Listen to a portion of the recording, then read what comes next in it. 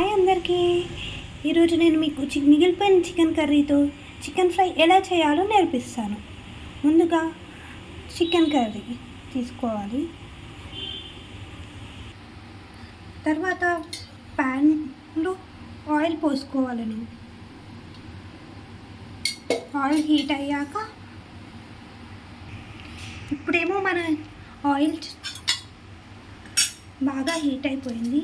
ఇందులో మనం చికెన్ని వేసుకోవాలి.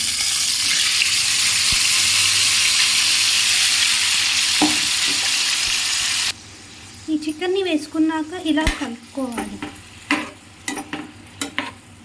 ఇలా మిగిలిపోయిన చికెన్తో మనము చికెన్ ఫ్రై చేసేసుకుంటే చికెన్ పాడవదు, ఫ్రై ఇష్టంగా తింటారు. ఇలా కలిపేసుకున్నాక మూత పెట్టుకోవాలి. స్టవ్ ఎప్పుడు ఫ్రైకి మీడియం ఫ్లేమ్లో పెట్టుకోవాలి. ఇలా 5 నిమిషాలు అయిపోయాక ఒకసారి మూత తీసుకొని కలుపుకోవాలి. ఇంకా కొంచెం గ్రేవీ ఉంది కాబట్టి నేను హై ఫ్లేమ్లో పెట్టుకుంటున్నాను, నార్మల్ ఫ్లేమ్లో. అలా కొంచెం దగ్గరకు వచ్చాక మనం కారం ఉప్పు వేసేసుకుందాం. ఇప్పుడు మూత తీసేసుకొని చూసుకుందాం. వాటర్ అన్నీ ఇంకున్నాయి కాబట్టి మనం ఇంకా ఇప్పుడు మీడియం ఫ్లేమ్లో పెట్టుకుందాం.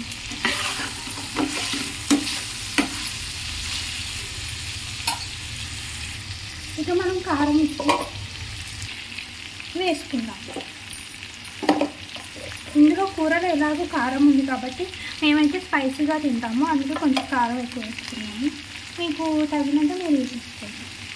ఉప్పు ఆల్రెడీ కూరలో కారం ఉప్పు కూడా ఉంది కాబట్టి ఉప్పు కూడా కొంచెం వేసేసుకొని కలిపేసుకుందాం.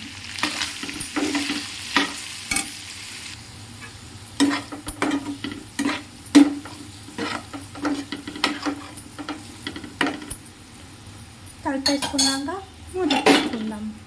ఒక 2 మినిట్స్ అయిపోయాక ధనియాల పొడి వేసేసుకొని బంద్ చేసుకొని కొత్తిమీర వేసుకుందాం. అప్పుడు మన చికెన్ ఫ్రై రెడీ. ఇప్పుడు మూత తీసుకొని కలిపేసుకుందాం.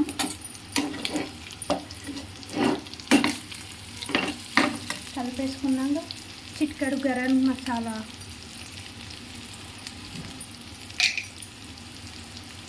ధనియాల పొడి వేసేసుకొని కలిపేసుకొని కొంచెం అయ్యాక కొత్తిమీర వేసేసుకొని మూత పెట్టి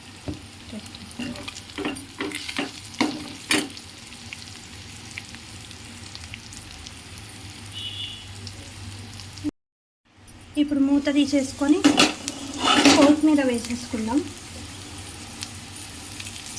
ఇంకా స్టవ్ ఆఫ్ చేసుకుందాం. ఇప్పుడు వేడి వేడి చికెన్ ఫ్రై రెడీ. చూసి ట్రై చేసి ఎలా ఉందో చెప్పండి. అలాగే మా ఛానల్ సబ్స్క్రైబ్ చేసుకోండి.